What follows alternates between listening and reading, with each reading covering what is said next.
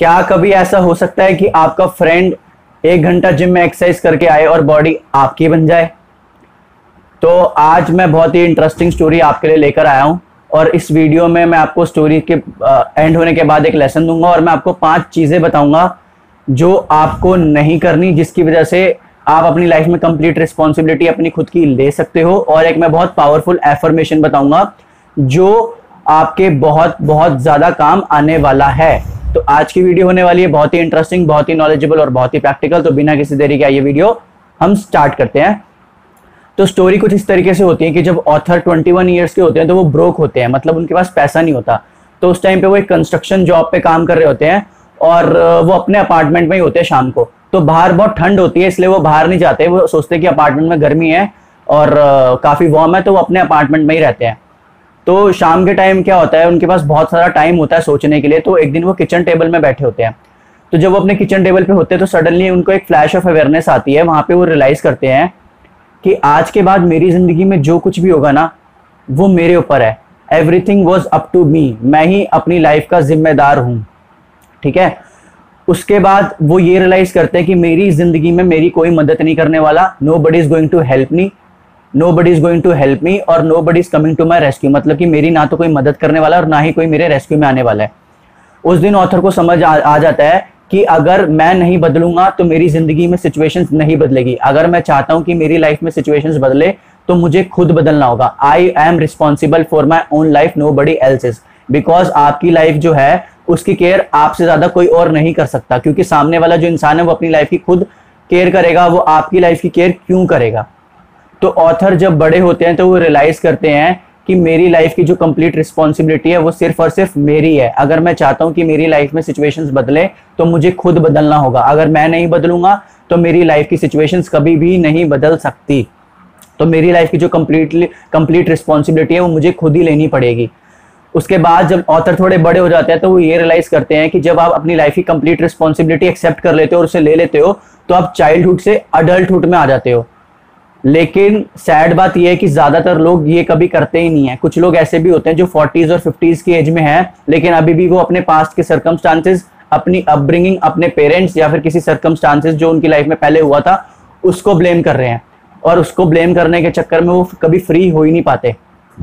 तो अगर आप अपनी लाइफ की कंप्लीट रिस्पॉन्सिबिलिटी लेना चाहते हो तो सबसे पहले आपको अंदर जो नेगेटिव इमोशन है जैसे एनवी, फियर, इन्फीरियरिटी कॉम्प्लेक्स, गुस्सा, जेलेसी और ये जितने भी ज्यादातर जो नेगेटिव इमोशंस है, जब तक आप इनको ओवरकम नहीं करोगे तब तक आप अपनी लाइफ में कंप्लीट रिस्पॉन्सिबिलिटी नहीं ले सकते, अपनी लाइफ में पॉजिटिव स्टेप्स नहीं ले सकते जब तक आपके अंदर नेगेटिव इमोशंस होंगे। तो मैं आज आपको 5 ऐसी चीजें बताऊंगा जो आपको अपनी लाइफ में नहीं करनी। तो पहला है स्टॉप जस्टिफाइंग।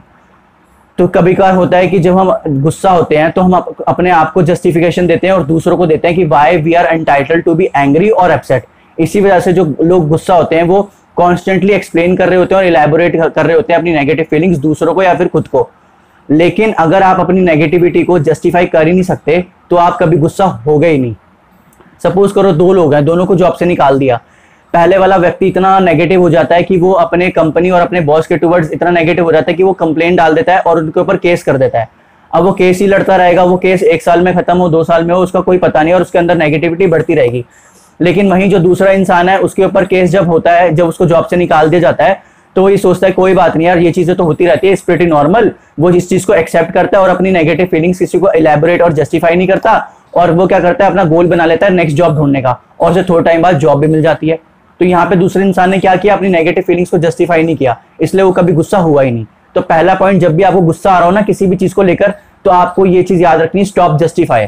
मतलब आपको जस्टिफिकेशन नहीं देनी। अगर आप जस्टिफिकेशन देते रहोगे तो आपके अंदर नेगेटिविटी जो है वो बढ़ती रहेगी।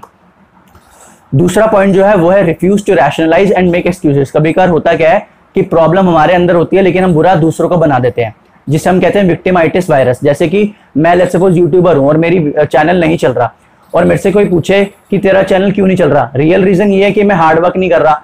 लेकिन मैं क्या बोलता हूँ, यार मेरे फ्रेंड्स ही नहीं चाहते, मेरे घर वाले नहीं चाहते, मेरे पड़ोसी नहीं चाहते, मेरी सोसाइटी नहीं चाहते कि मैं आगे बढ़ूं, इसलिए मैं यार आगे नहीं बढ़ पा रहा और इसलिए मेरा चैनल नहीं चल रहा। तो प्रॉब्लम मेरे अंदर है लेकिन मैंने बुरा किसको बना दिया, दूसरे लोगों को। तो ये भी आपको चीज नहीं करनी है।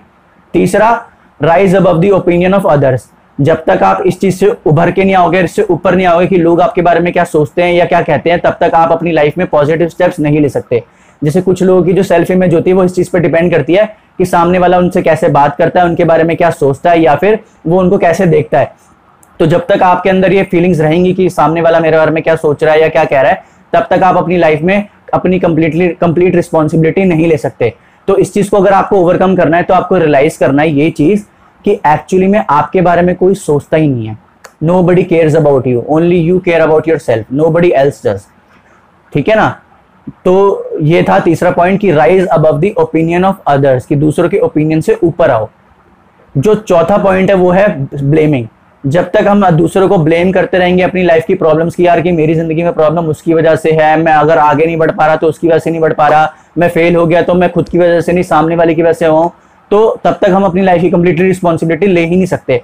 क्यों? जब हम ब्लेम करते हैं ना तो हम अपनी पावर सामने वाले को देते हैं, अंदर से we feel weakened and diminished, और हमारे अंदर नेगेटिविटी और गुस्सा बढ़ता है और हमारा नुकसान होता है। तो कभी भी किसी को ब्लेम ना करें, रिस्पॉन्सिबिलिटी खुद लो, क्योंकि अगर आप सामने वाले को ब्लेम करोगे तो आप अपनी लाइफ की रिस्पॉन्सिबिलिटी नहीं ले पाओगे।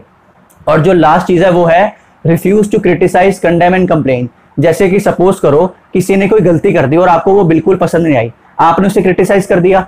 अब क्रिटिसाइज करने से आपको पता है सामने वाले का व्यवहार तो बदलेगा नहीं, वो तो फिर से करेगा, लेकिन आपने उसे क्रिटिसाइज किया, लेकिन गुस्सा किसको आया? आपको। आपके अंदर गुस्सा बढ़ा और नेगेटिविटी किसके अंदर बढ़ी? आपके अंदर। सामने वाले का तो कुछ नहीं गया, वो तो फिर से वो हरकत करेगा। तो इसलिए आपको किसी को क्रिटिसाइज और कंडेम और कंप्लेन भी नहीं करना चाहिए, क्योंकि उससे आपके अंदर नेगेटिविटी और उसके बाद आपके अंदर गुस्सा भी बढ़ता है, और ऐसे करने से आप अपनी लाइफ की रिस्पॉन्सिबिलिटी भी नहीं ले पाओगे। तो ये थी 5 चीजें। पहली, स्टॉप जस्टिफिकेशन, मतलब जस्टिफाई करना अपना गुस्सा और अपना अपसेट होना बंद करो। दूसरा, refuse to rationalize and make excuses, की मतलब गलती खुद की एक्सेप्ट करो। ये मत बोलो कि मैं मेरी वजह से कुछ नहीं हुआ, सामने वाले की वजह से हुआ। जब जहां पे गलती आपकी हो और ब्लेम आप सामने वाले को कर दो, जहां पे बुरा आप सामने वाले को बना दो। तीसरा, rise above the opinion of others. इसको अगर आप डील करना है तो आपको रियलाइज करना है कि एक्चुअली में कोई आपके बारे में कुछ सोचता ही नहीं है। चौथा, स्टॉप ब्लेमिंग। और 5वां है refuse to criticize, condemn and complain. ठीक है, ये तो होगी 5 हमारे पॉइंट्स जो हमारे को नहीं करने हैं अगर हमारे को अपनी लाइफ में कंप्लीट रिस्पॉन्सिबिलिटी लेनी है और हमारे को अगर नेगेटिव इमोशन से फ्री होना है। क्योंकि अगर हम नेगेटिव इमोशन से फ्री नहीं होंगे तो हम अपनी लाइफ की कंप्लीटली रिस्पॉन्सिबिलिटी नहीं ले पाएंगे। तो जो मैं पावरफुल एफर्मेशन की जो मैं बात कर रहा था, जिसने ऑथर की लाइफ चेंज कर दी थी, तो वो बहुत ही पावरफुल एफर्मेशन है। और अगर आप अपनी लाइफ की कंप्लीटली रिस्पॉन्सिबिलिटी लेना चाहते हो और नेगेटिव इमोशंस को ओवरकम करना चाहते हो, तो उसके लिए आपको अपनी लाइफ में कंप्लीट रिस्पॉन्सिबिलिटी लेनी होगी। और ये आप कैसे कर सकते हो? Simply by saying this affirmation. ये बहुत पावरफुल है और बहुत सिंपल है। ये 3 वर्ड एफर्मेशन जो है वो है आई एम रिस्पॉन्सिबल, मतलब कि मैं खुद जिम्मेदार हूं।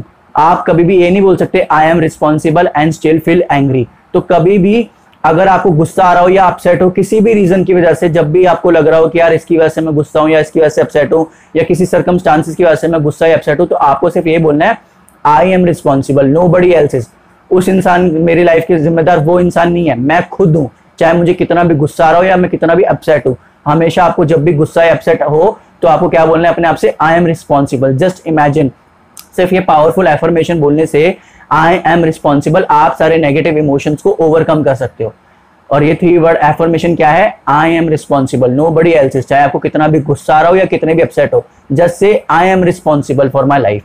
चाहे फिर आपकी हेल्थ हो, वेल्थ हो, फाइनेंशियल लाइफ हो, करियर हो, रिलेशनशिप्स हो, फ्रेंडशिप्स हो, आप वर्किंग लाइफ हो, कुछ भी हो, ईच एंड एवरीथिंग, आप हर चीज के लिए रिस्पॉन्सिबल आप सिर्फ खुद ही हो, या फिर मैं खुद ही हूँ, कोई और नहीं है। Because nobody cares as much as you do. आपकी लाइफ की जो चिंता है वो आपसे ज्यादा कोई कभी नहीं कर सकता। Nobody can love you as much as you can and nobody really cares about you as much as you. तो इस बात को ध्यान रखना। और ये 5 पॉइंट्स जो मैंने बताई ये आपको नहीं करने हैं। और जो मैंने पावरफुल एफर्मेशन बताई है इसको दिमाग में रखना है। वो पावरफुल एफर्मेशन क्या है? I am responsible. ठीक है, तो आशा करता हूं आज की वीडियो आपको पसंद आई हो। अगर पसंद आई हो तो मेरे को कमेंट करके जरूर बताना कि आपको वीडियो कैसी लगी। आपने मेरे को इतना कीमती समय दिया उसके लिए बहुत बहुत धन्यवाद। Thank you so much. Bye bye.